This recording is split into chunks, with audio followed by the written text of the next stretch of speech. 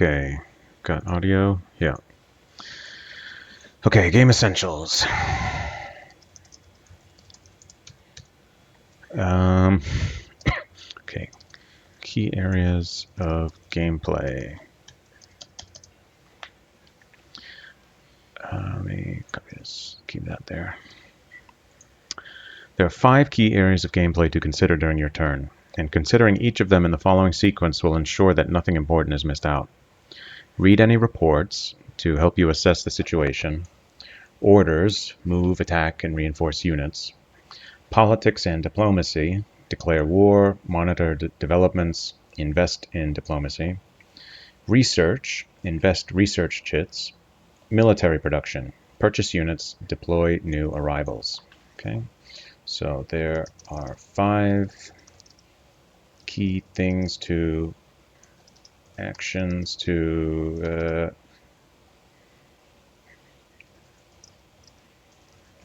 consider each turn.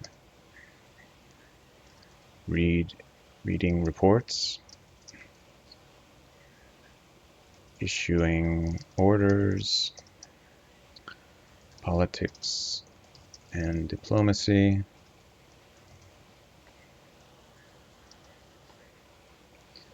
research, and military production. Is it politics and diplomacy or just diplomacy?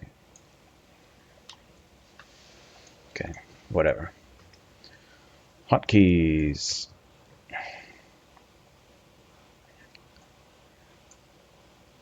Okay. Already saw that. Last turn summaries. Display the last turn's summaries.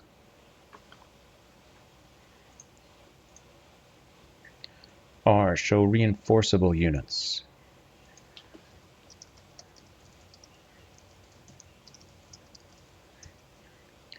S, show the level of supply your forces currently receive, along with a prediction of how much they will receive if venturing into enemy territory, if you press S again.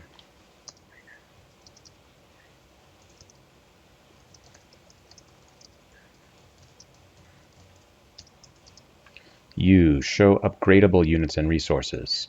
Okay.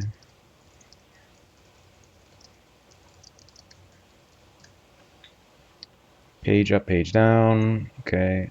Oh, that has not yet moved. That's a good one.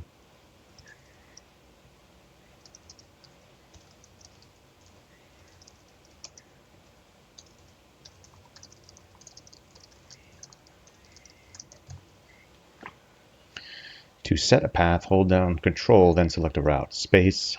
This deselects a currently selected unit.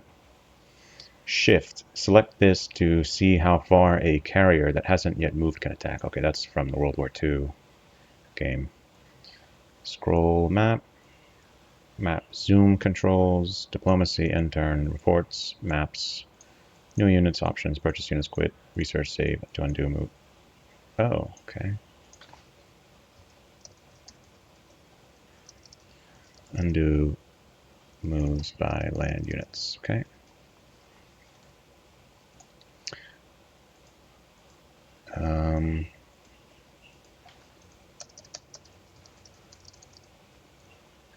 Whoops.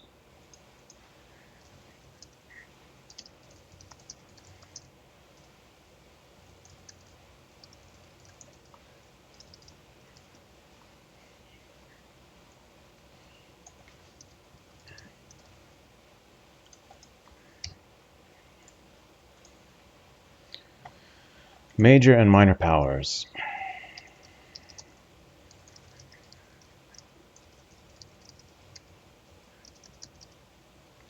Major powers, the Confederacy, UK, France, Spain, Union, and Mexico, collect income in military production points, can carry out diplomacy, research, produce units, and declare war. All other countries are minor powers, which, when they enter the war, are subordinate to one of the major powers, for whom they provide income. Minor countries can often be reinforced by purchasing new units though their owning major will have to pay for them. Each major power and their associated minor allies has a unique color on the map, a national color that represents the territory controlled by that particular major. Okay.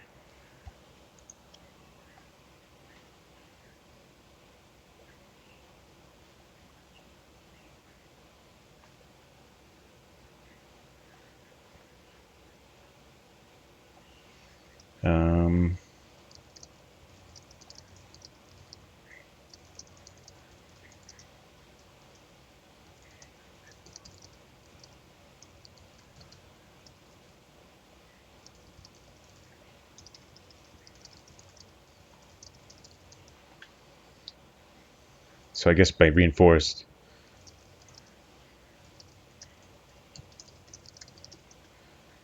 Okay. Indicator sprites.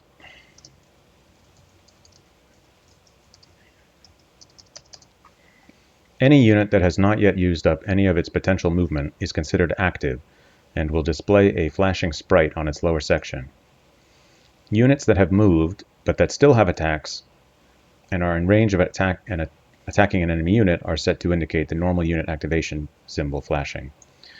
Units that have moved with action points remaining, but with no attacks remaining, will have a faded unit activation symbol flash. Units that have no action points or attacks remaining are darkened to indicate that no further movement is possible. Units that have attacks remaining but have exhausted all their action points and have no valid targets within range will have their attacks set to 0, and they will be darkened to indicate that no further movement or attacks are possible. Okay, so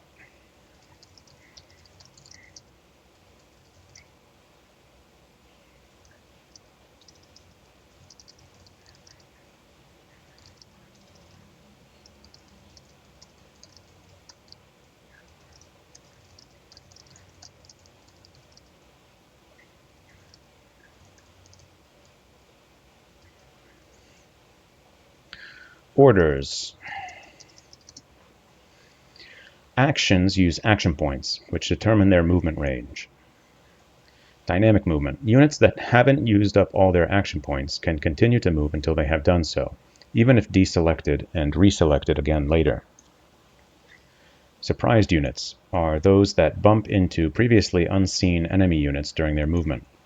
They can defend themselves, but naval units in cruise mode and land units will automatically lose any remaining APs.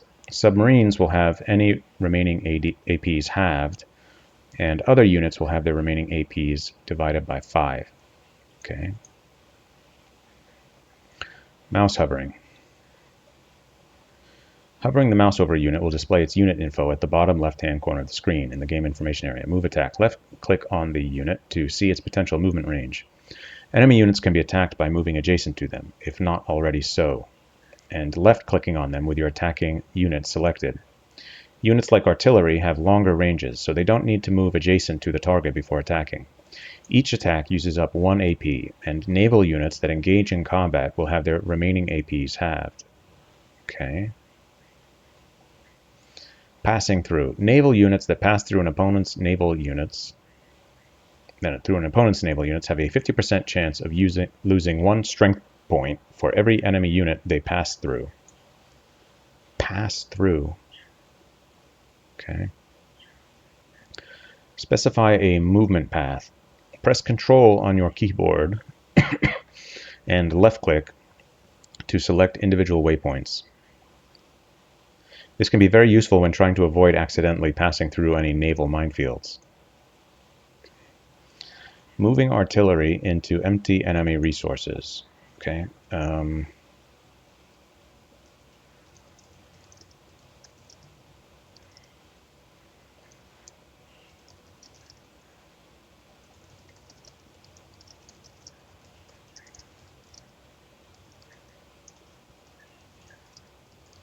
Do they have naval minefields in this game, or is that a World War II thing?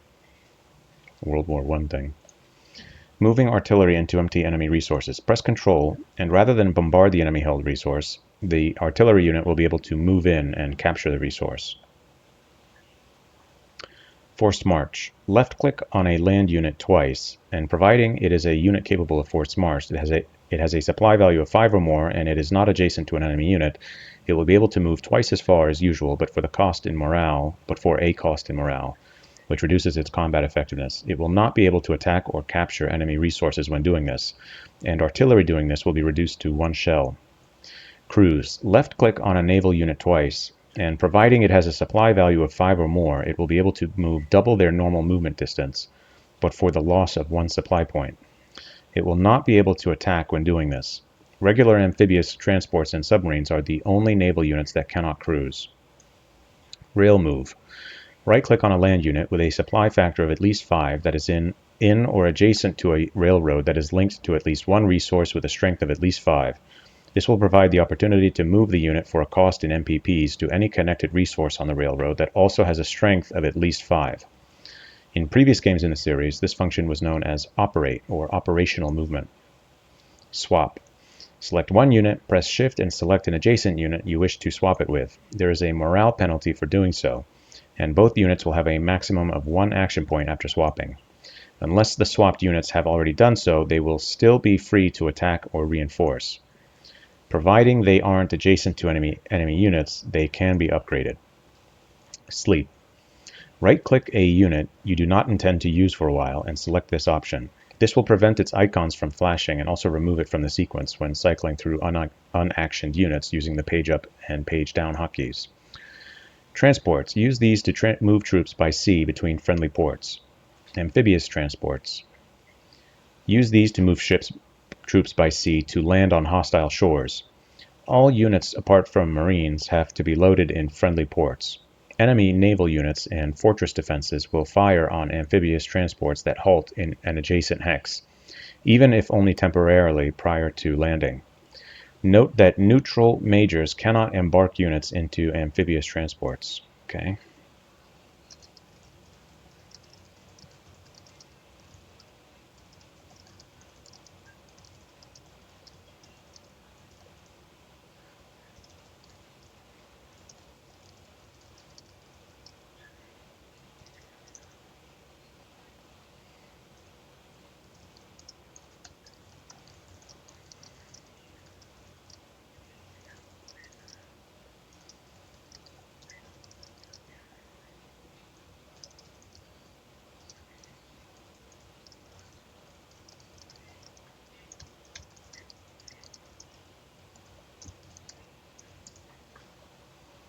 Landing casualties.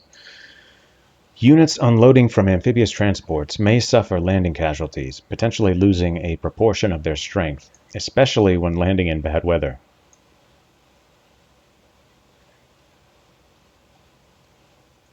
With amphibious transports, the lower their supply value, the higher their landing casualties are likely to be.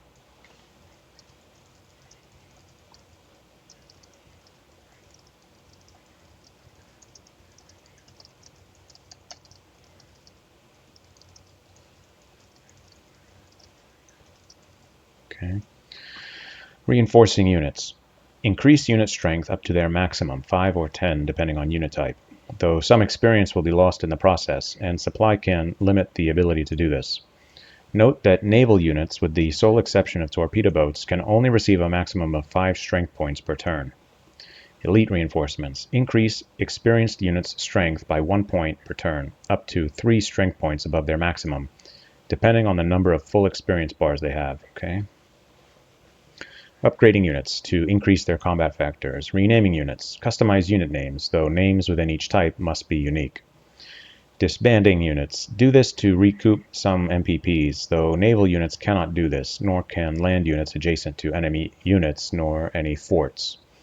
Note that only units belonging to major countries can disband. Okay. Unit modes. Actually, I'm going to go to the bathroom.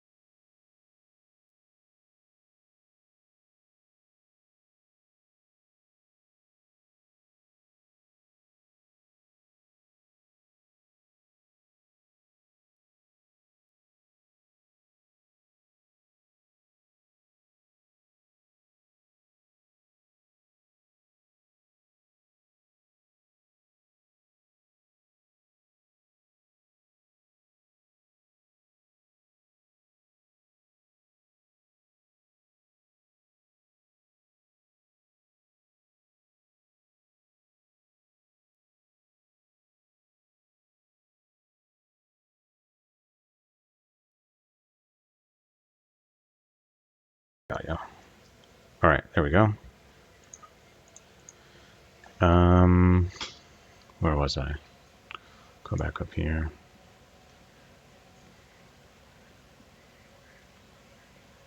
Unit modes. Right-clicking on some units can bring up options that change their mode, thus providing some extra options for their use. Okay, I don't need this. The options for submarines must be chosen before they either move or attack.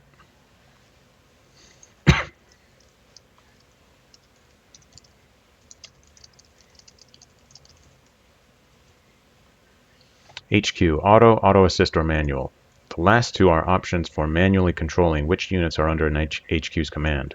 Refer to the full game manual for details. Artillery, forts, railroad batteries. Auto or silent. Silent means that they will not provide counter-battery fire, which can help to keep their locations secret. Note that forts are exempt from the usual fog of war rules, and their location can always be seen by both sides. Submarines. Hunt to increase movement range. Silent to increase your chances of not being seen. Changing from hunt to silent mode, or vice versa, can only be done before the submarine moves or attacks. Silent mode does not mean that the submarine is literally submerged the entire time. It is better to think of it as being cautious and submerging at times of greater risk. All other surface vessels. See the section on rating below. Okay.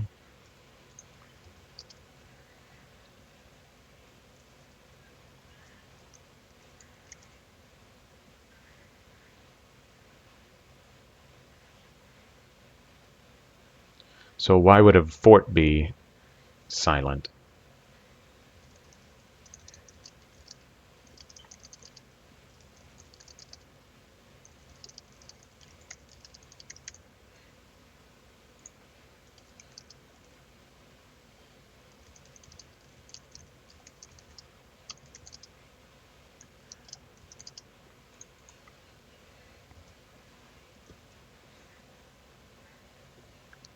Zones of control.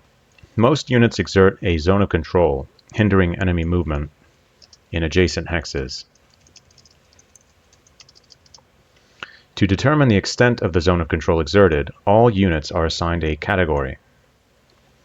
Frontline units are divisions, corps, mountain divisions, marines, blockhouses, defenses, and all naval units except for submarines, naval mines, and all types of transport.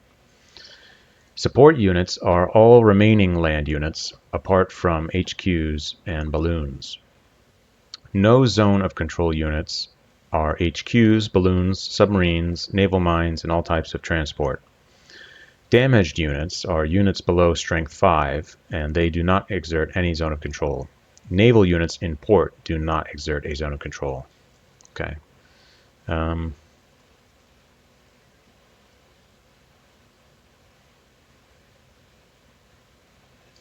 One frontline unit will exert a zone of control, and this means that all enemy units moving into or within one hex of it will have to pay an extra action point to do so, while it will require 2 support units to have the same effect. Okay.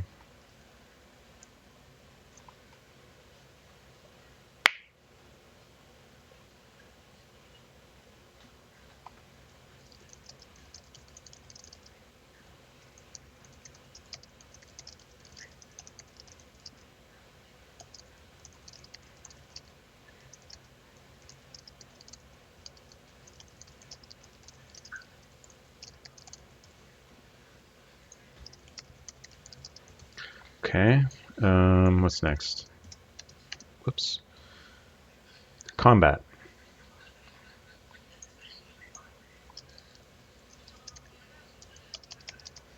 There are 2 main categories of units, land and naval, and these are further divided into subcategories called target types, each of which has different statistics. Target types are soft, that is weak, infantry, cavalry, artillery, fort, armored train, balloon, ironclad, wooden, ship, transport, and resource. Okay, so are two main categories of units, land and naval. Units are subdivided into target types. Okay, each unit has unique attack and defense values when combating each of these target types. So a quick comparison of capabilities can be seen by looking at a unit's properties and comparing its attack value against a soft target with that unit's defense against the attacking unit's target type. Combat results are affected by unit readiness and their relevant combat factors. Readiness is based on their unit's strength, morale, HQ support based on the HQ's rating and experience. Supply is a major factor in unit morale. Entrenchment provides some protection from losses, with greater entrenchment providing more protection. Entrenchment is reduced by enemy attacks and automatically lost when leaving a position, being regained at the start of your next turn at a rate of 1 entrenchment level per turn. Units in fortifications and fortresses gain entrenchment levels faster. Location is also a factor, as terrain and resources generally provide bonuses, while attacks across rivers and or after having moved are less effective. Okay. Weakened units may automatically retreat when attacked, but the attacker's losses will be halved when this happens. Land units will be less likely to retreat from resources, fortifications, and fortresses. Okay.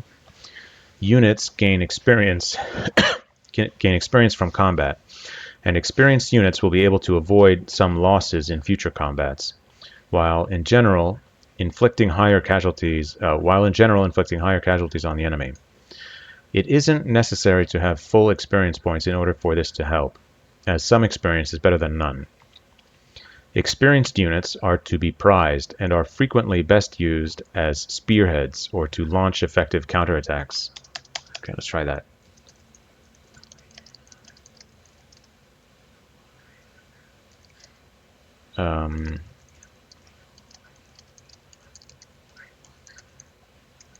Okay. Most units can gain up to a maximum of 3 experience points, although some, including fortress defenses, small ships, and armored trains, are limited to 1. HQs gain experience from the units under their command, with successful operations providing more experience and raising their effectiveness as commanders. Oh, okay, that's good to know.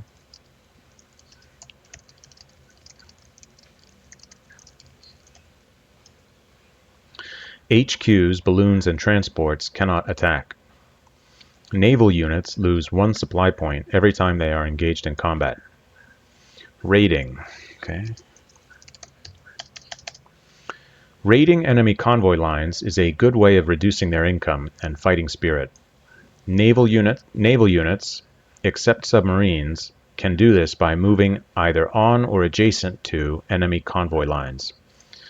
Right-click on the unit, select Convoy Mode, and then click on Raider. This raiding operation can be switched in the same way by right-clicking on the unit and deselecting Raider. Naval units cannot raid if an enemy surface vessel is adjacent to them. Note that submarines and transports cannot prevent raiding. Either sink this unit or move away to a better raiding position. At the end of your turn, all raiding takes place, and its effects are worked out by the game engine. No micromanagement is required. Yeah.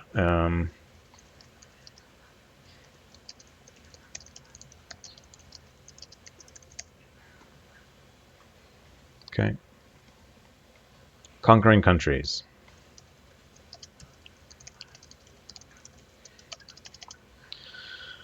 A country will surrender if all their capitals have been captured and enough of their current land forces have been destroyed.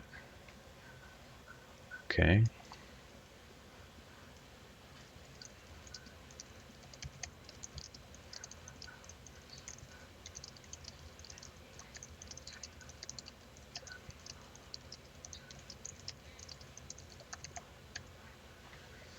The nationality of the unit occupying the surrendering country's capital determines who the country surrenders to, and they will receive plunder in MPPs providing the country surrenders by direct conquest rather than an in-game event. Note, in our previous games, the surrender of a country would result in the unit morale of the victors rising temporarily, and the allies of the defeated nation suffering a similar penalty. This feature is not used in American Civil War. Fighting spirit.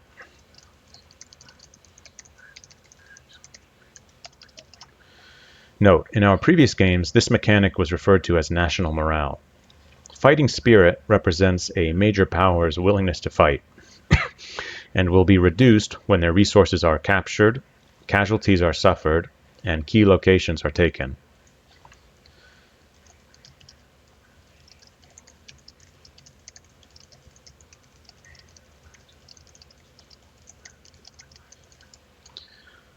If fighting spirit falls to 0, then the major power will surrender.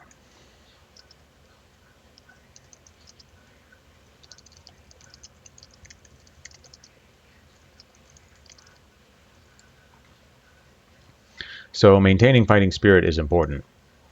Capturing resources belonging to enemy majors, destroying enemy land units while their supply is less than 5, and sinking enemy ships at sea irrespective of their supply value will also provide boosts to your fighting spirit. Okay.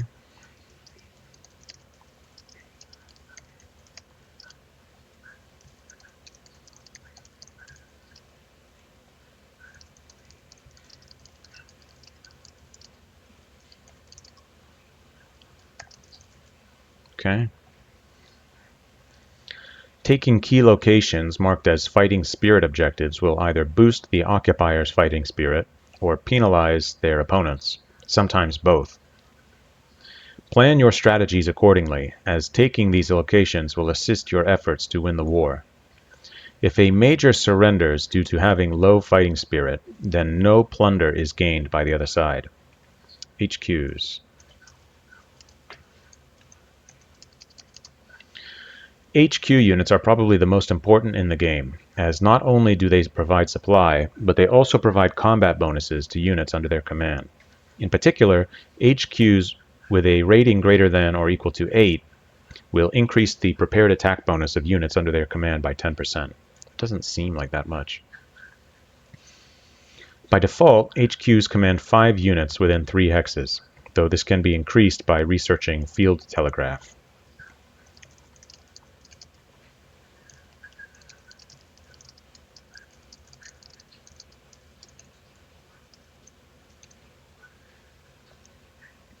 Weakened HQs are less effective at both providing supply and boosting units under their command with combat bonuses.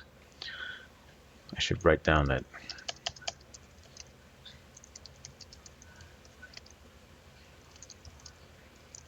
Okay. HQs have a minimum supply value of 3, even if they are at low strength. They can only be reinforced in stages, so if damaged, it is wise to start reinforcing them as soon as possible, or move them to safety if they are in extreme danger. Okay. Supply rules.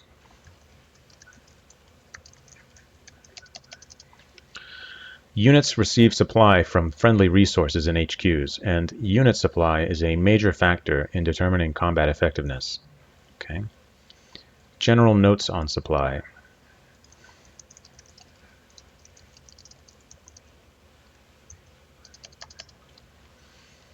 Resources which provide the most supply are major capitals and major ports, as they can provide supply values of up to 12. These are followed, I don't know what that means, 12. Okay, these are followed by other capitals, industrial centers, primary supply centers, and ports, which can potentially provide supply up to 10. Secondary supply centers and miners' capitals can provide supply up to a maximum of 5. Connection to any other friendly resource by way of a connected chain of friendly controlled hexes from all of the above except for ports will raise the connected resources to their maximum strength and supply levels. Okay, connection. by way of a connected chain of friendly controlled hexes. Okay. So advancing into enemy territory to cut off their troops and resources from these key locations can reduce enemy income and lead to the destruction of these enemy forces at lower supply. This will help because units at lower supply are less effective and much easier to destroy. Captured enemy resources will generally provide less supply than friendly ones. The supply benefit of resources decreases with distance by 1 per hex in clear terrain. The rate of decrease will be greater in non-clear terrain, such as terrain, as such terrain is an impediment to good supply. For example, placing units in large forests, mountains, or marshes, unless they are close to a nearby supply source, will generally be a bad move. So this is just like unity of command. Roads negate the effect of terrain on supply, so keeping units on or near roads is recommended. Oil and mine resource types do not provide supply to any units. Units in low supply cannot be reinforced as well as those in higher supply, while those lacking any supply cannot be reinforced at all. Okay.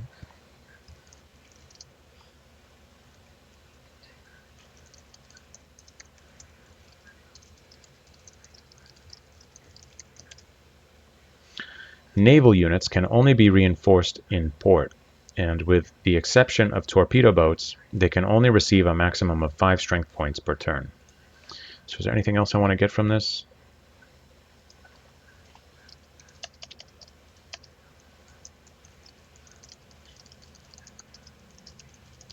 Supply works like in unit command, just put it like that.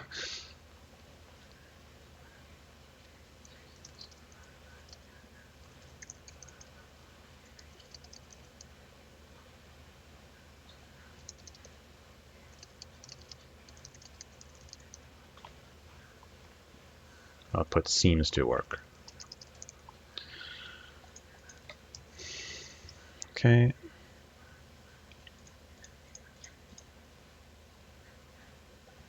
Naval units can only be fully supplied in port, though they will gain some supply from being in the proximity of friendly ports, the benefit decreasing with distance.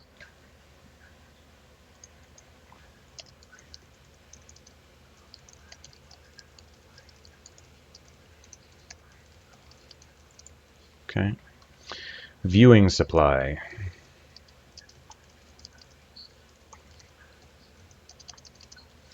Press S on your keyboard to view current supply levels. Press it again to view a prediction of supply in the next turn.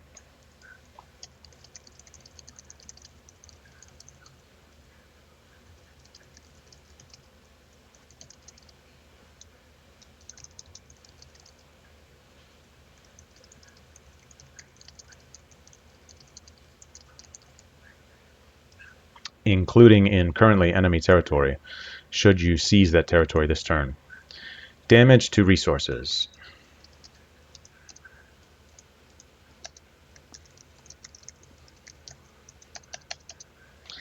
Resources can be damaged by bombing, short bombardment, partisan activity, scripted events, and also by scorched earth when resources change hands.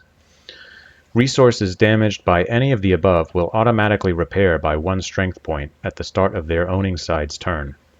No micromanagement of this is necessary. Okay.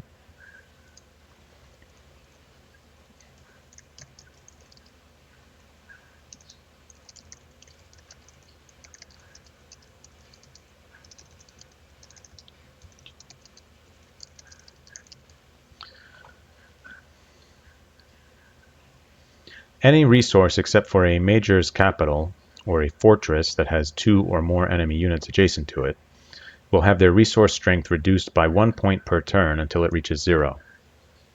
Any resource except for a major's capital or a fortress that has 2 or more enemy units adjacent to it. Okay.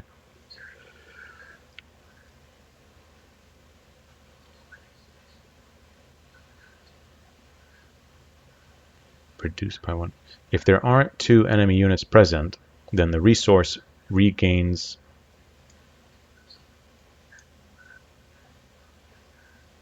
any resource that has 2 or more enemy units adjacent to it will have their resource strength reduced by 1 point per turn until it reaches 0. If there aren't 2 enemy units present, then the resource regains strength by 1 point per friendly turn. That is, deterioration happens in enemy turns, and regaining strength only occurs in friendly turns. Gunboats and all types of river ships, being small vessels, cannot reduce the strength of enemy ports in this manner. Okay.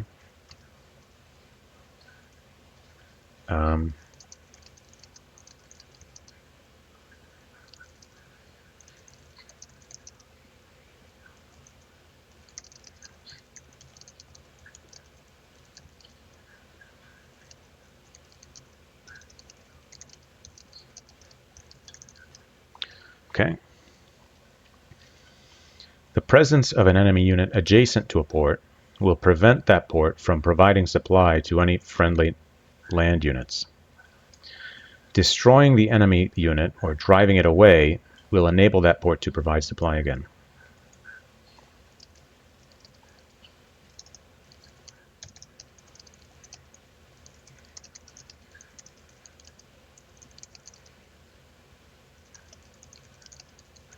Just one. Okay. Partisans. 101. I think this is up to like 111, right? Page 111. Yeah.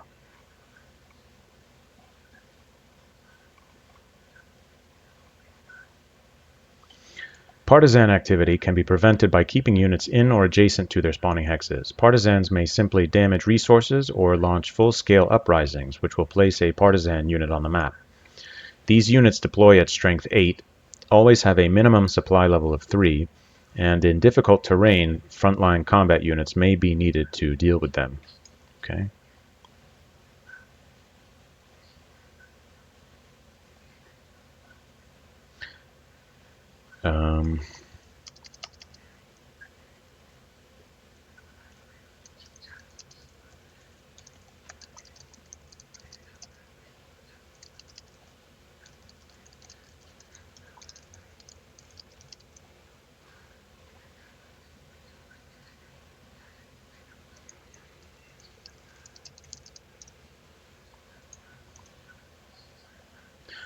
Maintaining units' combat effectiveness.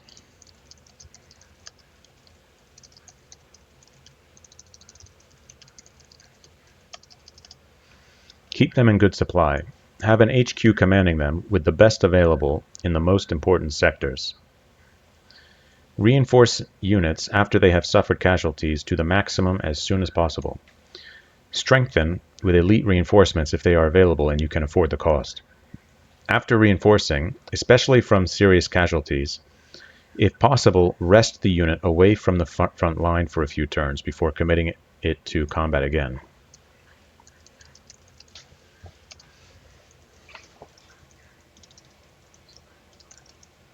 Oops.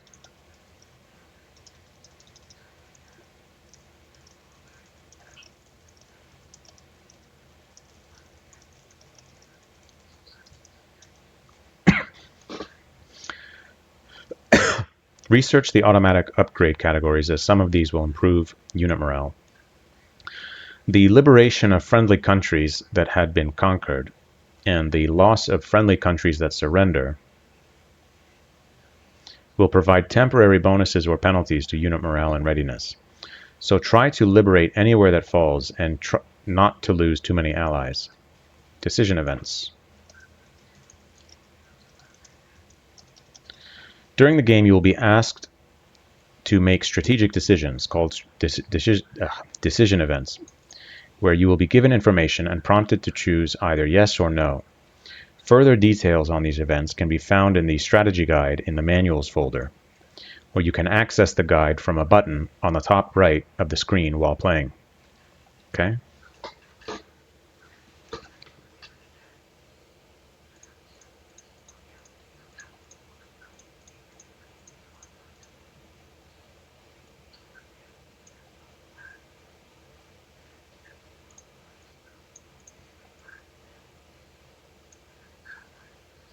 Politics and diplomacy.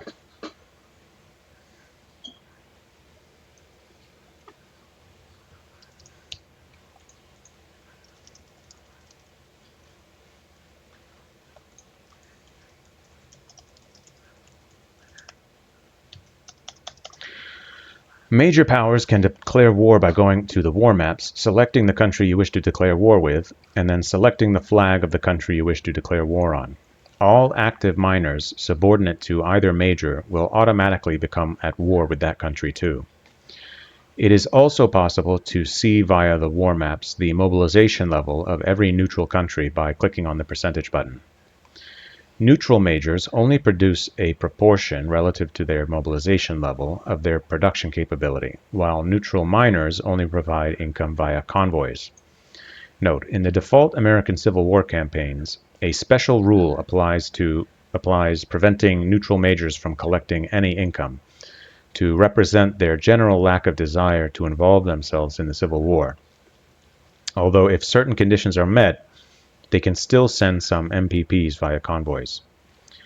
Every major has a certain number of chits which can generally be invested wherever desired, although some nations are not eligible targets for diplomatic efforts, such as Guatemala.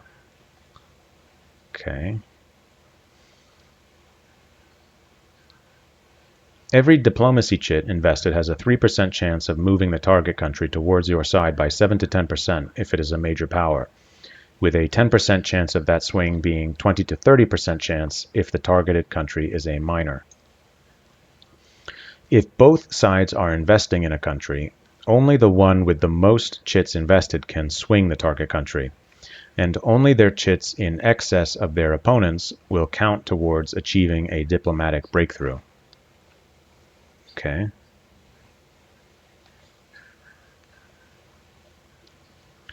Unlike with research, players who reclaim an invested diplomacy chit will not regain any of the MPPs invested in it.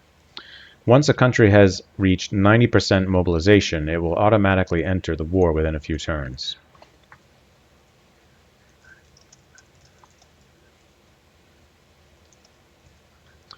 Good tips, but nothing new. I mean, I don't think there was anything new, right?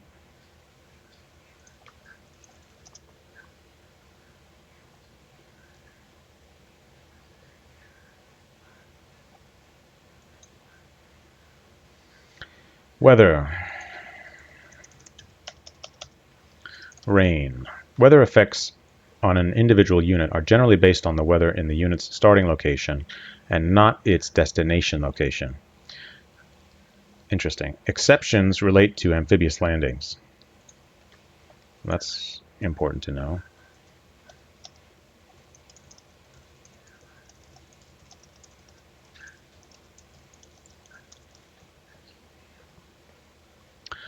Rain. Balloons cannot spot enemy units, though movement is possible. Rail movement is still allowed.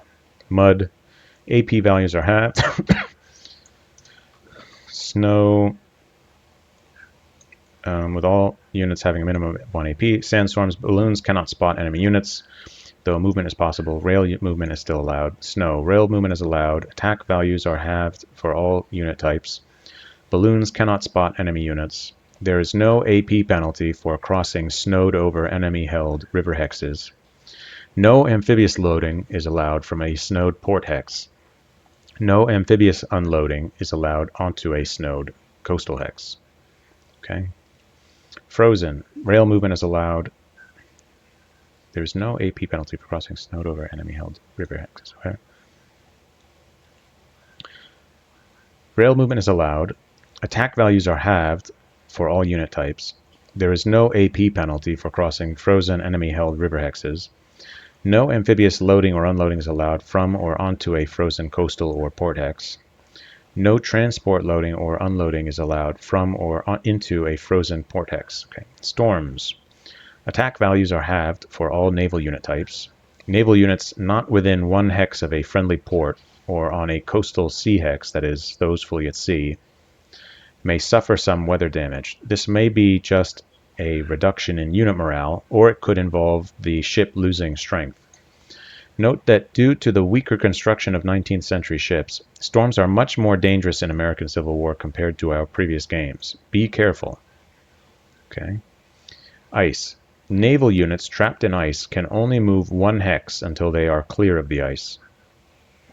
I'll just add that one tip.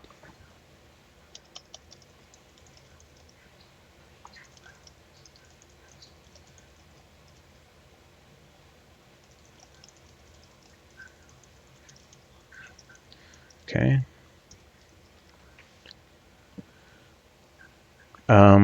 Later set. Yeah. The research mechanism.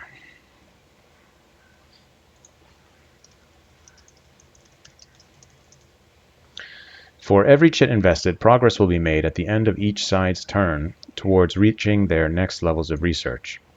Per turn increments to achieve the next level in a technology field average 4% per turn. In reality, between 2 to 6% per chit. Research automatically succeeds in gaining the next level on reaching 100% progress, though there is a small chance of a breakthrough speeding up your progress by an extra 15 to 25% every turn. Researching, spying, and intelligence can speed up this process. Okay.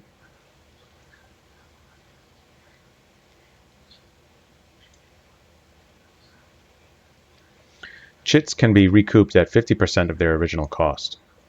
Costs rise with unit upgrades, generally by 10% per level of upgrade, though some, like skirmishers, only cost 5%, and others, like infantry scouts, cost 20%.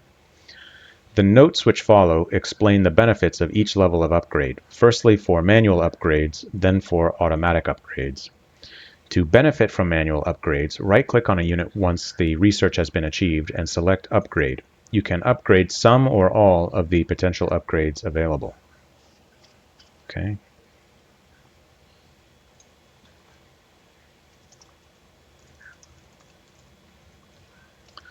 Manual upgrades. And it's just going to go through the bunch. Okay, I'll read them. Infantry equipment. This increases the attack and defense values for all non-engineer infantry units against all other land units. This bonus is larger when applied to larger formations of infantry. Regiments, brigades, and rangers receive plus 0.5 per level. Divisions, marines, and mountain divisions plus 1, and corps plus 2. Skirmishers. Increases the demoralization inflicted by all non-engineer infantry. Okay. Regiments and brigades receive a plus 5% bonus per level. All other infantry receive plus 10%. Scouts. Increases spotting radius of all infantry except regiments and engineers by 1 hex. Okay.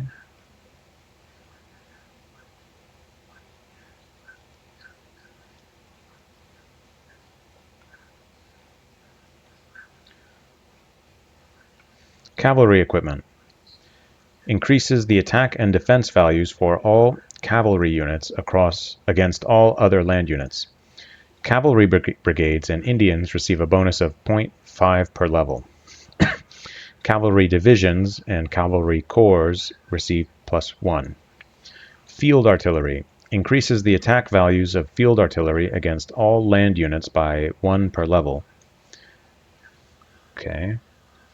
Their de-entrenchment value by 0.5 per level, and their demoralization value by 5% per level. Heavy mortars. Increases the fort attack values of siege artillery and railroad batteries by 1 per level. Their de-entrenchment value by 1/2 per level, and their demoralization value by 5% per level. Mobility increases the action points of field and siege artillery by 1 per level. Okay. Buoyancy tanks grants submarines the ability to dive and avoid enemy attacks with a 25% chance. Well, I mean, if they can't dive, then why are they called submarines if they can't dive? That doesn't make any sense. Naval weapons. Increases the attack values of all warships except avoid enemy attacks with a 25% chance. 25% chance doesn't seem very high. Okay. Naval weapons increases the attack values of all warships except submarines against forts, ironclads, wooden ships, and transports, with these increases per level being larger for larger ships. This technology also increases the attack values of gunboats against all types of land units by 0.5 per level, and the demoralization value of all warships except submarines by 5% per level. Ironclads increases the defense values of ironclad warships against all naval units. Battleships, cruisers, and ironclads receive +2 per level, while monitors, torpedo boats, and river ironclads receive +1. Naval engines increases the action points of all naval units except submarines by 2 per level.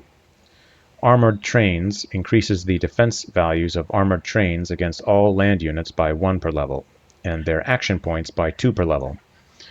Fort modernization increases the defense values against all land and naval units for blockhouses by 1 per level, and for defenses by 1.5 per level. Defenses also receive positive 1.5 ironclad attack per level. Lighthouses increases the naval spotting range of ports by +2. Okay, well we don't know how to make use of any of that information.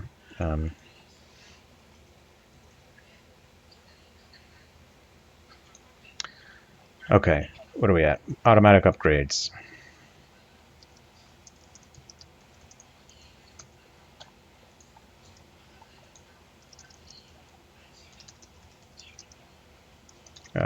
What each upgrade does, but I don't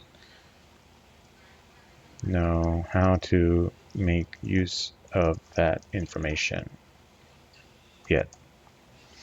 Automatic upgrades. Core organization increases the build limit of cores by 4 per level, and their action points by 1/2 per level. Level 1 is required in order to purchase cores. Okay. Field telegraph increases the number of units your HQs can command, and their command range by 1 per level. Leadership increases the command rating of HQs by 1 per level, and their action points by 1/2 per level.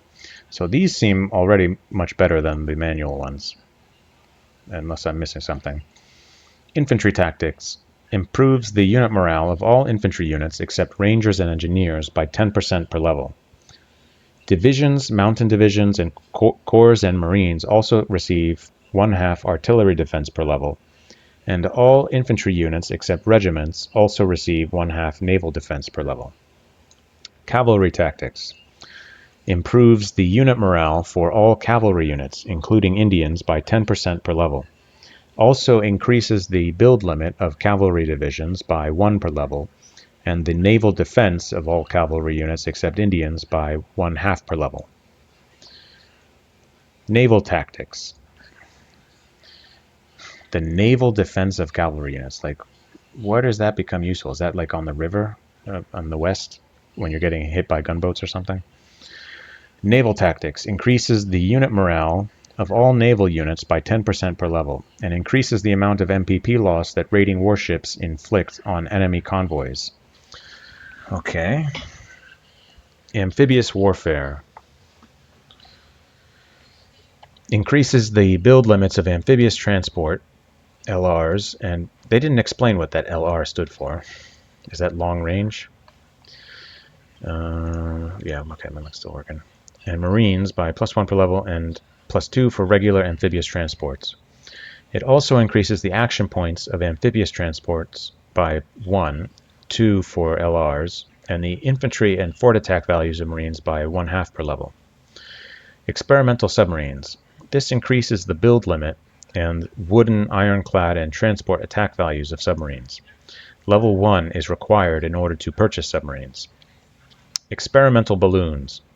This increases the build limit, spotting range, and action points of balloons. Level 1 is required in order to purchase balloons. Spying and intelligence. This provides a 1% chance per turn per level of spotting enemy units, while also speeding up research by providing intelligence on the enemy's own developments. Okay. Spotting enemy units, what does that mean? One unit? All units? What does that mean? Logistics. This reduces rail movement and regular transport costs by 10%, while also increasing all types of transport's build limits for majors and their respective miners. HQ's minimum supply values also increase by 1 per level. This also increases the action points of armored trains by 1 per level. HQ's minimum supply values increase by 1. Okay. Production technology. This decreases unit production costs by 5%. Industrial technology. This increases a major's home production by 10%. These seem like maybe good ones. Home production. What does that mean? Home production. Is that just the capital?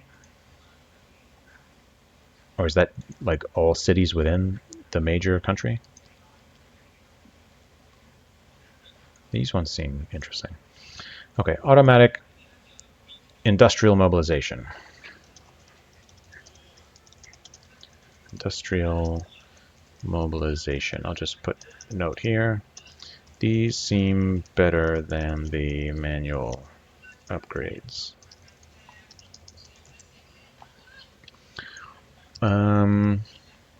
Some Union resources only start producing MPPs when activated by events. Okay. Military production. Providing they have sufficient MPPs, each major power can purchase units belonging to their own country, and also for their subordinate and active miners. There is a production delay of 1 to 12 months before these units will be ready for deployment. This depends on unit type, and the longer build times represent naval units. Okay. Longer build times represent naval units. Okay. Land units that were destroyed in combat while they had a supply value of 5 or more can be repurchased at reduced cost and with shorter production delay. In the default American Civil War campaigns, this only applies to named units. Okay. Certain technologies allow you to build additional units of certain categories. Most notably core organization, allowing the production of additional core units. Units can only be deployed in their home countries at or adjacent to nearby friendly cities, major cities or capitals that are connected by friendly hexes to the capital or an industrial center. Okay. Further gameplay tips. These are useful.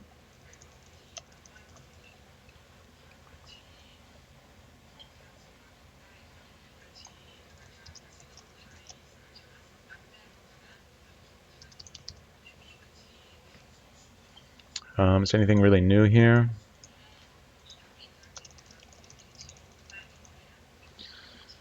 Further gameplay tips. Here are some general thoughts on things to consider every turn.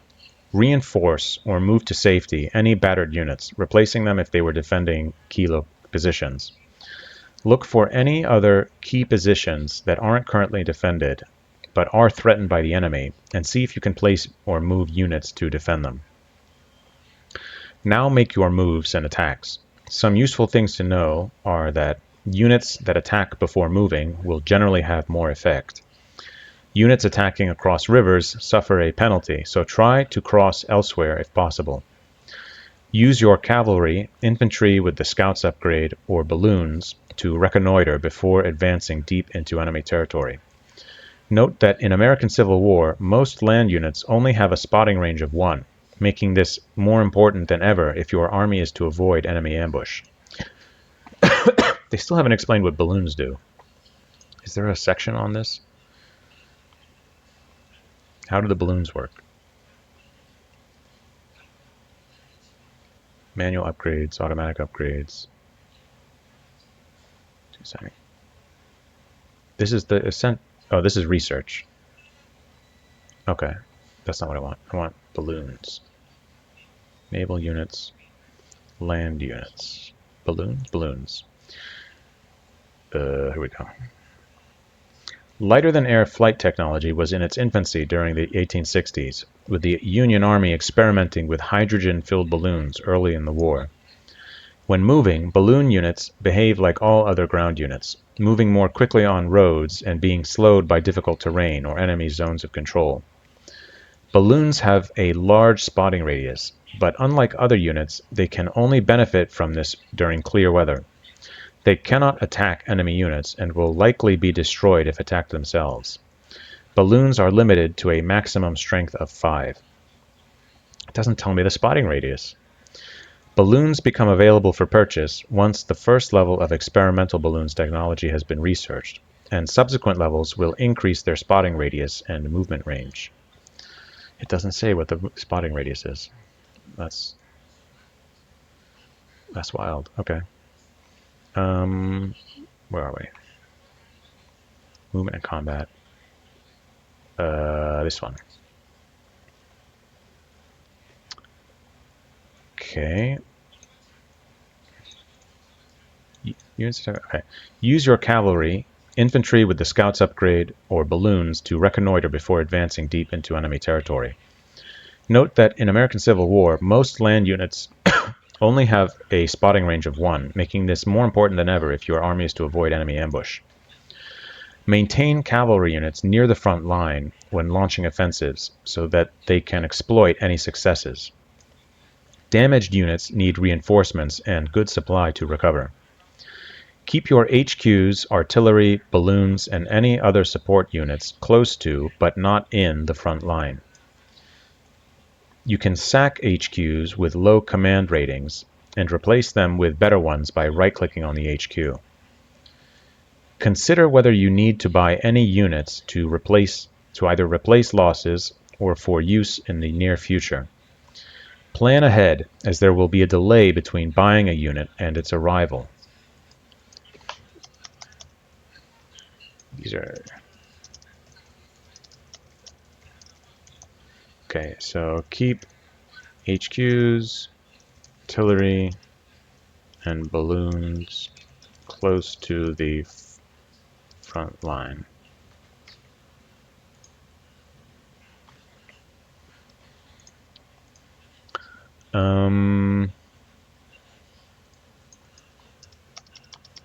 Keep cavalry close to the front line to exploit successes. To exploit success, okay?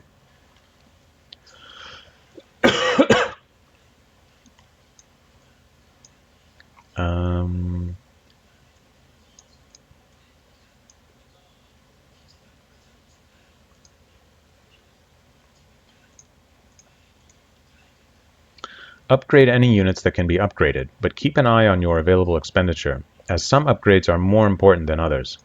For instance, upgrading your navy probably isn't very relevant if the enemy is attacking your capital.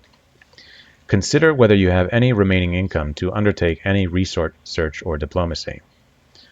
Consider providing elite reinforcements to any experienced units. Partisans can spring up if their trigger points aren't covered. Keep an eye out for them. Forests block line of sight, so bear this in mind when planning your moves.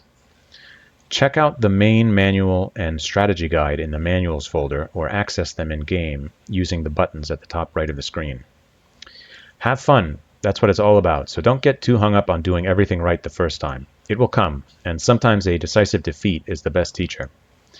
If you do get stuck on anything, don't be afraid to ask on our forums. We monitor them regularly and are very happy to help. Ending a turn. Select End Turn from the game menu or use Ctrl+E. Military production points will be collected based on the number of resources currently owned or occupied by your side, and income will also be received from convoys and scripted events. Saving a game. A game can be saved at any time by selecting Save from the game menu or using Ctrl+S. Select a file name. Okay.